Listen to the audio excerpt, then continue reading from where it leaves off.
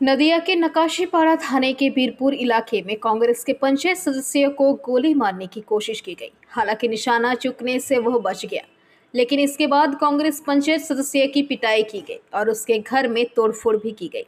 पंचायत सदस्य खबीर मोला को घायल अवस्था में अस्पताल में भर्ती कराया गया है। ऐसी सनसनीखेज घटना सोमवार रात नदिया के नकाशीपाड़ा थाने के बीरपुर इलाके घटी। स्थानीय सूत्र के मुताबिक सोमवार रात गांव में शांति बैठक का आयोजन किया गया था, लेकिन बैठक के दौरान दोनों पक्षों के बीच उपद्रव शुरू हो गया और इसी कन्फ्यूजन के चलते बीरपुर 2 ग्राम पंचायत के कांग्रेस सदस्य पर कथित तौर पर गोलियां चलाई गई।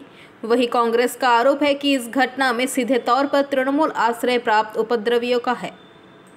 हालांकि तृणमूल कांग्रेस ने कांग्रेस के आरोपों से इनकार किया है। नदिया के नकाशीपाड़ा थाने की पुलिस पूरी घटना की जांच शुरू कर दी है।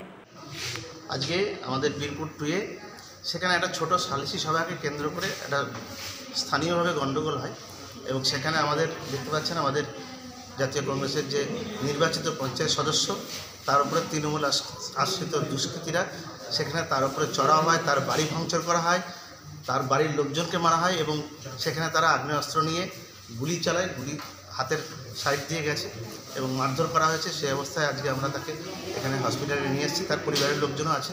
কেন এই ঘটনা?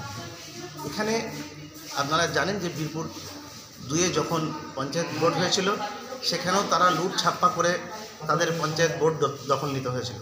আজকে তারপর থেকে যখন দেখা যাচ্ছে যে সেখানে জাতীয় কংগ্রেসের সংগঠনটা আগের থেকে অনেক বেশি মজবুত হচ্ছে, তাদের পায়ের তলার মাটি সরে যাচ্ছে এবং সেই জমি হারানোর ভয়ে আরও বেশি তারা কংগ্রেস কর্মীদের উপরে, কংগ্রেস নেতৃত্বের উপরে আক্রমণ করছে।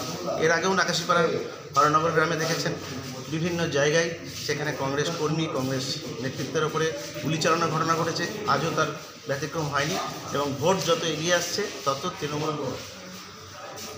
দল ভয় পেয়ে কংগ্রেসকে তারা আক্রমণ করছে বেশি করে।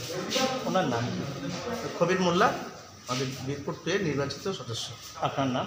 আমি পুলক সিংহ, নাকাশিপাড়া ব্লক কংগ্রেসের সভাপতি। Bureau report, PVTV news.